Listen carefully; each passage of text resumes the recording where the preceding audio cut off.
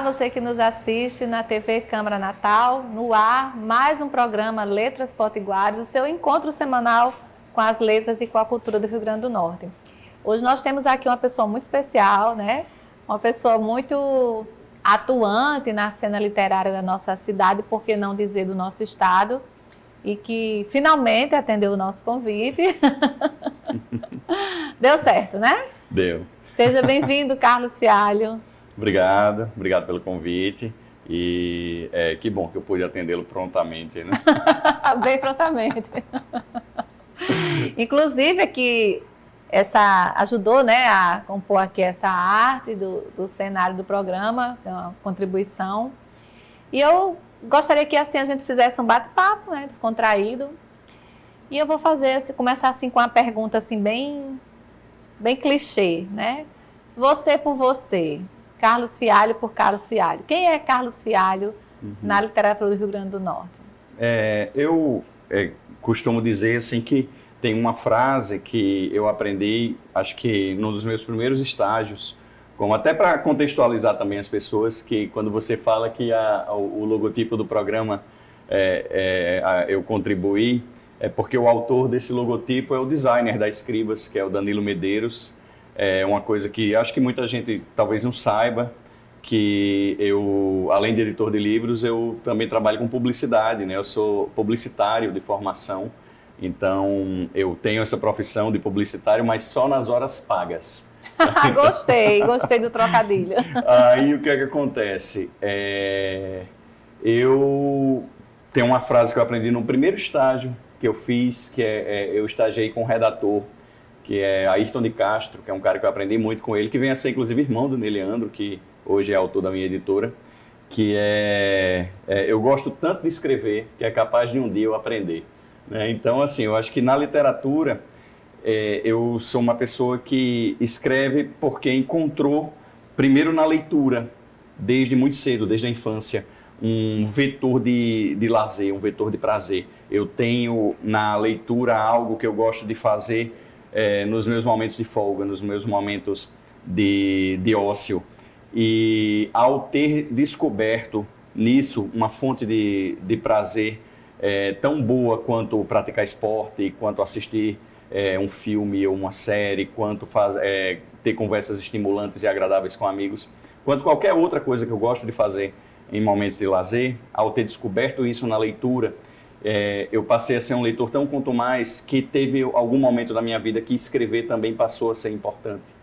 Então eu descobri também que escrever era para mim uma fonte também de prazer, porque eu lia tanto que ia armazenando aquelas informações até que transbordava, e transbordava através da escrita.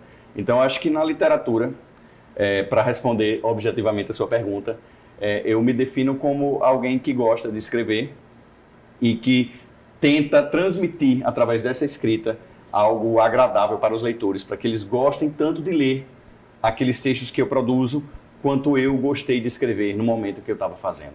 Muito bem. E como é que se deu assim, esse processo de letramento literário? Você fez uma alusão há pouco tempo isso, mas você começou assim por influência de alguém? Você viveu numa casa de pessoas leitoras? Como é que despertou esse seu interesse? Pior que não. Os meus pais, o meu pai era médico, minha mãe era dentista. O meu pai até teve uma juventude muito ativa no campo artístico, né? Ele era ator de teatro, ele, na época da universidade, ele ensinou peças, inclusive com Franklin Capistrano, que é o pai de Pablo, né? Que também é meu colega escritor.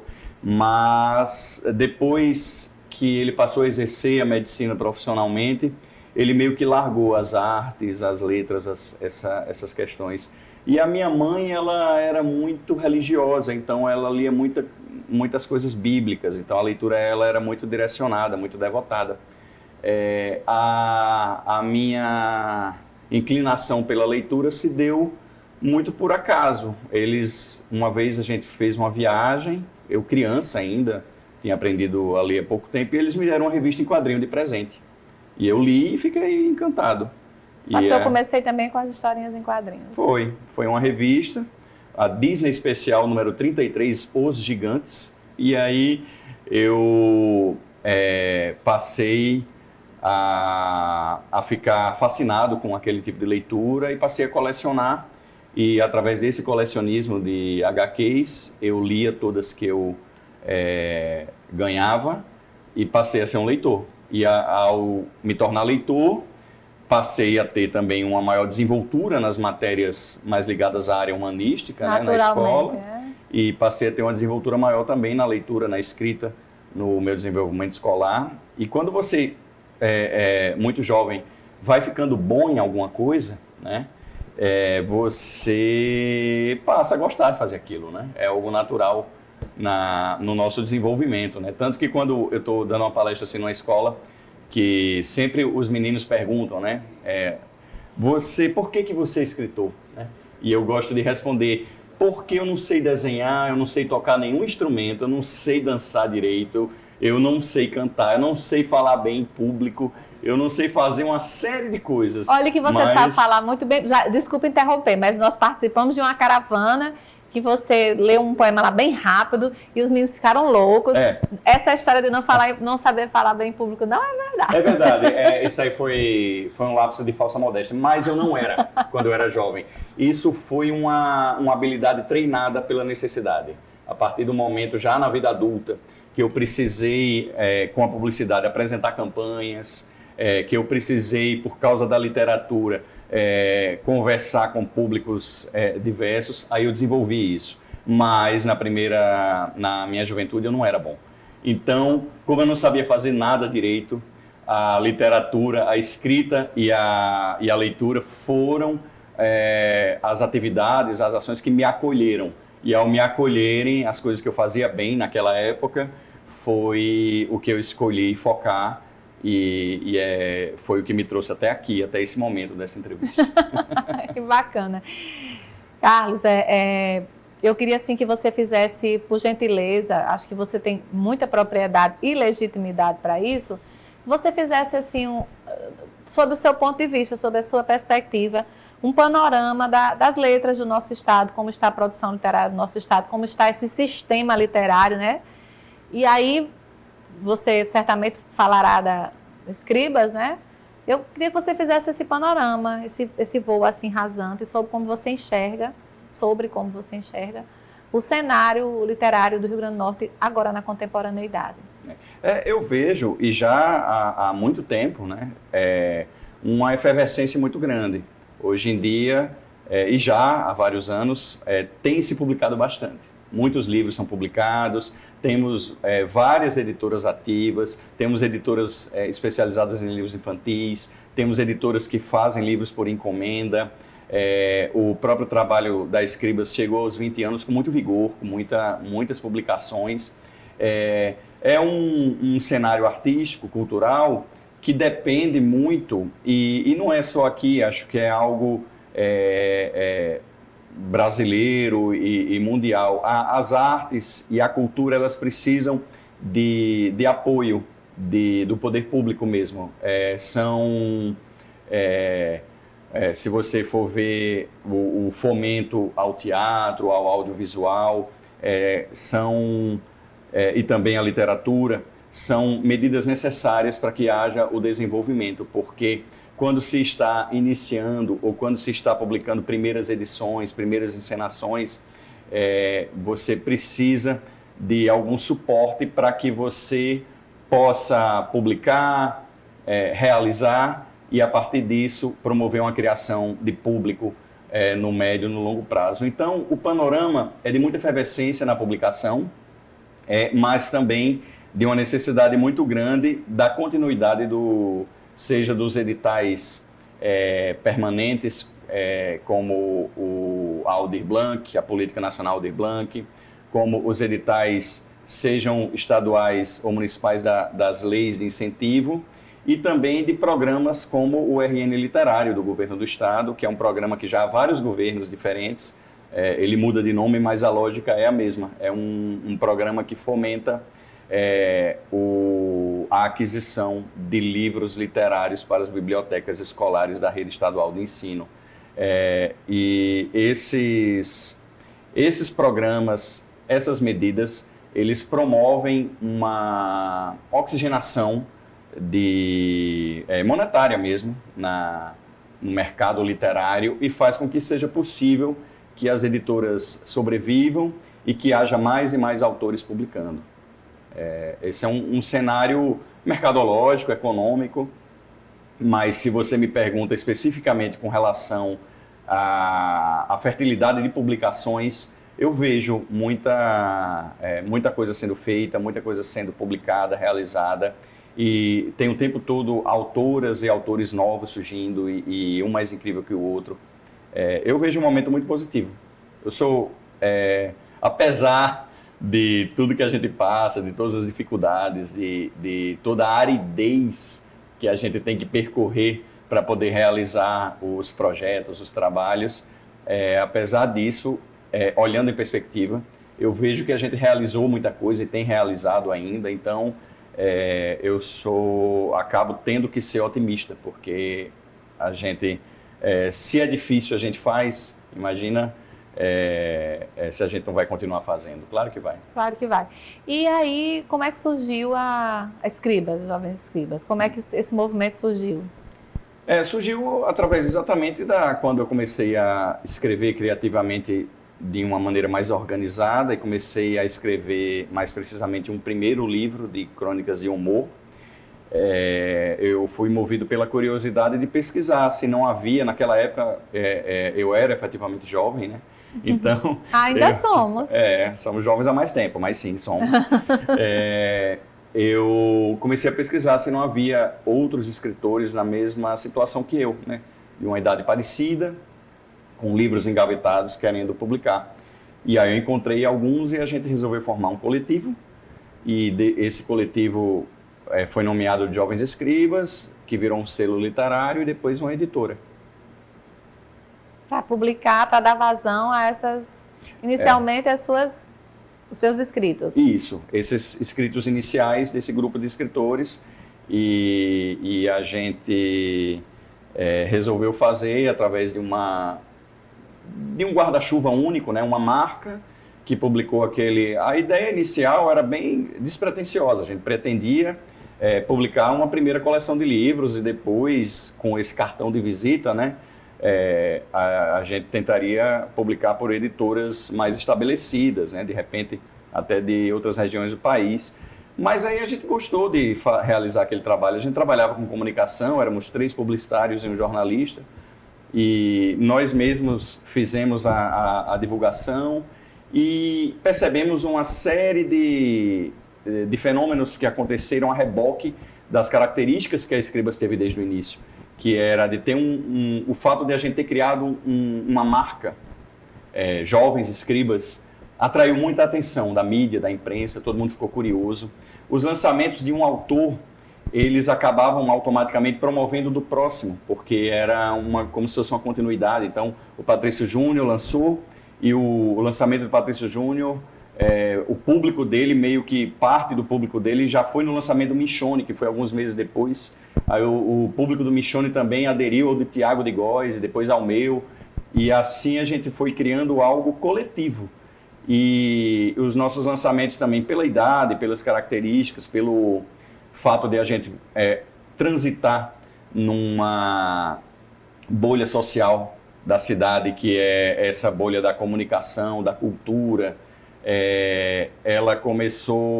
a gente começou a atrair amigos nossos que trabalhavam com música, com teatro, com outras manifestações artísticas, e começou-se a criar uma comunidade, e isso foi tornando, de certa forma, o trabalho que a gente foi fazendo reconhecido, admirado.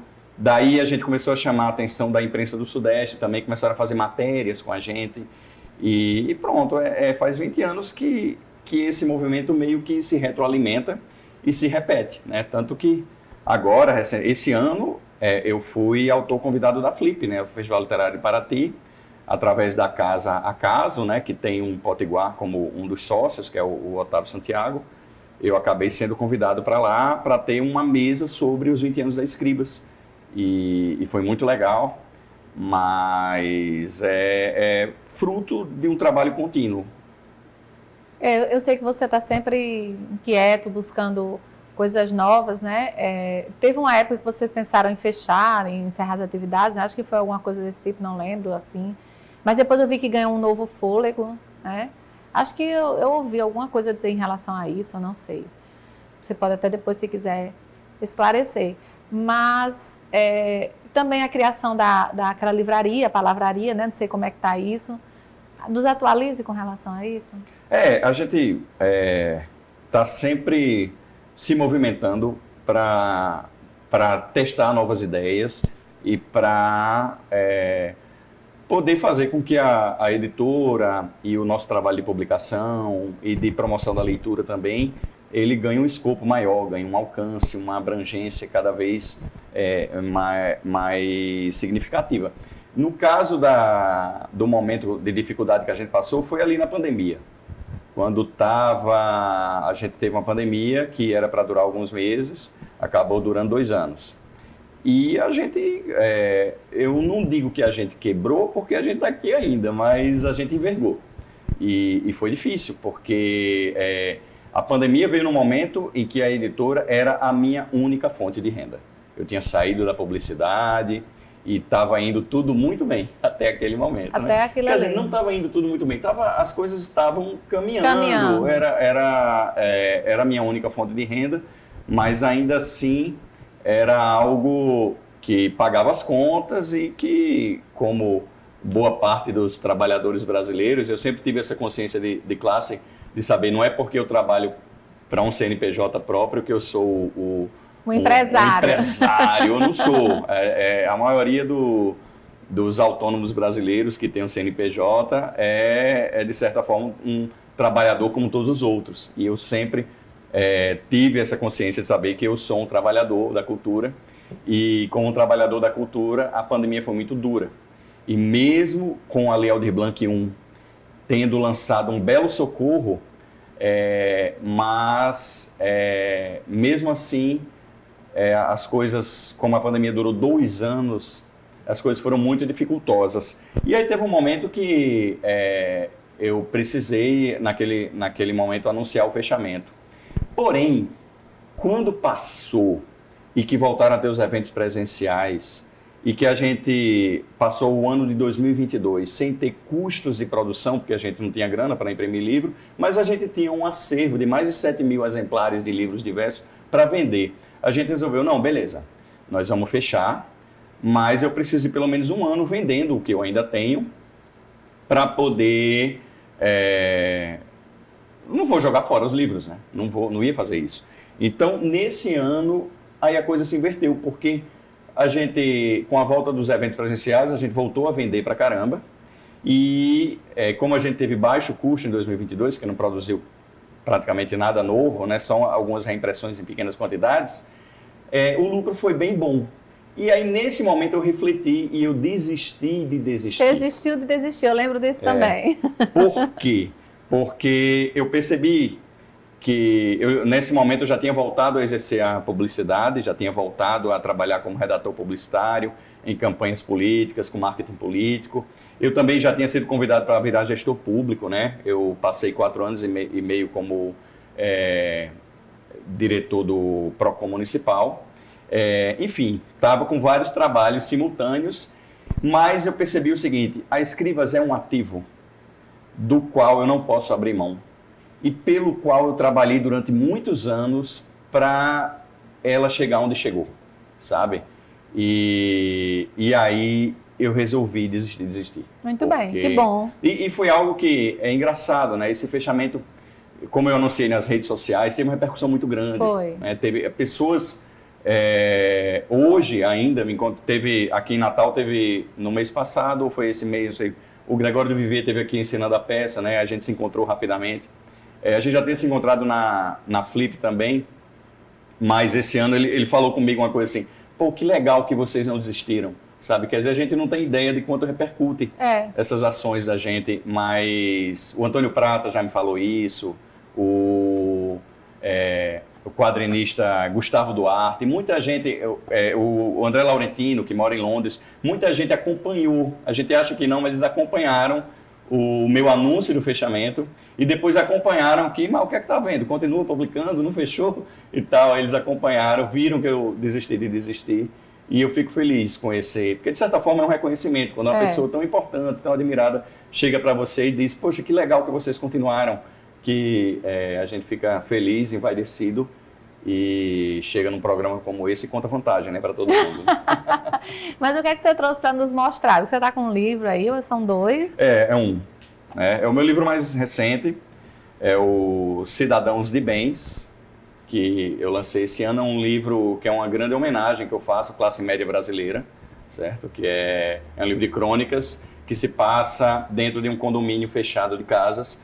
E aí tem muito sarcasmo, muita ironia, muito deboche com a classe média, de uma forma a explorar muitos dos acontecimentos que a gente vê ou percebe ou testemunhou no Brasil nos últimos anos, e também, de certa forma, criei situações num microcosmos bem criativas, mas que exploram relações que a gente vê na sociedade como misoginia, como homofobia, como racismo, como um preconceito muito forte contra as classes mais baixas da sociedade, os trabalhadores. E aí eu reuni tudo isso num condomínio fechado de casas, e esse condomínio é como se fosse um microcosmos da sociedade brasileira. Lembrei agora de uma canção de Pedro Luiz que fala sobre isso. Não sei se você já ouviu. Ele fala do condomínio fechado, né? Ah, não conheço. Depois, quando você puder, ouça. O nome da música é Idade Média. É muito bacana. Aí ele faz uma construção toda em relação a essa questão do condomínio fechado, apartado, alheado, alienado. Ele faz, né, uma fortaleza e tal, uma ilha de tranquilidade. Muito, muito bacana essa canção, porque eu acho que, eu não li seu livro, mas eu acho que dialoga um pouco com o que você falou. Existe esse assunto, ele paira no ar, tanto que o Grupo Carmim está montando uma peça que se chama, esqueci o nome agora, daqui a pouco me vem, mas que também é muito parecida a temática, muito parecida mesmo. Gente de classe, é muito parecida. Eles estão montando essa peça já há algum tempo, porque é algo que tem muito a ver com os livros do Gessé de Souza, por exemplo, que é inclusive natalense, ou pelo menos potiguar, e ele escreve muito sobre essa sociologia das classes sociais, sobre essas relações tensas que existem na sociedade. E eu meio que peguei um pouco do que ele escreve em pelo menos um dos livros dele que eu li, mas eu ressignifiquei isso para a crônica de humor, que é o gênero que eu escrevo com mais desenvoltura. E aí eu criei essa situação e criei esses personagens que são cidadãos de bens, né? Que é aquele cara... tem uma crônica aqui, por exemplo, que é uma piada de rede social, assim, que eu vi alguém falar numa dessas redes sociais rápidas, que é um chá revelação de classe social. Esse é bom. Aí tem vários assim no... Esse é bom, esse aí tem muita gente precisando tomar. Ah, com certeza. Fialho, o nosso tempo é muito curto, eu passaria muito tempo aqui conversando com você, porque a nossa conversa está fluindo muito, muito bem. E eu gostaria, assim, mais uma vez, parabenizá-lo por esse trabalho que você tem feito, né? Por tudo que você tem feito pelas nossas letras, pelos eventos, por tudo que você tem, não sei se a palavra é essa, mas militado em favor das nossas letras mesmo. Dizer que é muito importante esse movimento, porque você está lá segurando a bandeira, né? Não está deixando a bandeira cair, que isso é difícil, porque às vezes a gente também cansa, né? Então, parabenizá-lo, agradecer pela sua presença e deixar agora para você fazer as suas considerações. E espero que não sejam as finais, porque eu espero que você volte outras vezes aqui para a gente conversar. Claro, você sabe que é muito fácil eu vir aqui, é só chamar que eu venho. Olha só, até parece. Não é verdade, telespectadores. Mas que você fique à vontade para fazer suas considerações. Não, assim, falando para o público em geral, eu queria fazer uma despedida diferente. O ano está acabando agora, 2025, e eu queria mais agradecer, queria dizer uma palavra final de gratidão, porque foi um ano muito legal para a gente, foi um ano de consolidação de um trabalho. A gente fez uma festa muito legal dos 20 anos da editora em julho, e foi uma festa muito bombada, muito cheia de gente, e todas as ações que a gente realizou esse ano, quase todas, foram muito bem sucedidas. Lançamentos novos, muitos livros saindo, ainda tem vários para sair no final desse ano, que talvez nem dê tempo, vai acabar alguns sendo publicados no primeiro trimestre, mas a gente tem vivido um momento muito positivo e isso se deve muito ao público que a gente ajudou a cativar e a criar aqui em Natal. E quando a gente tem essa resposta de leitores, de pessoas que incentivam a cultura, que incentivam a leitura, que estão presentes nos nossos lançamentos, que compram os nossos livros em livrarias, em feiras, em eventos, a gente tem que ficar feliz porque está tendo o nosso trabalho viabilizado pelo apoio das pessoas comuns. Esse público que a gente construiu e que a gente consolidou em 20 anos de trabalho e, sim, a palavra é muito adequada que você escolheu, de militância, né? Porque a gente pôde trabalhar, realizar e, como é justo para quem trabalha e realiza, colher os resultados positivos. Sim, né? sim. Então, obrigado. Obrigada a você pela presença, por ter disponibilizado esse tempo para vir aqui conversar com a gente. Eu sei que você é muito atarefado e as portas ficam abertas para quando você quiser vir conversar com a gente, tiver alguma novidade, por favor, vamos divulgar e vamos estreitar aí essa parceria, né, em prol de uma causa que é comum. Muito obrigada a você que nos assiste e até o próximo programa.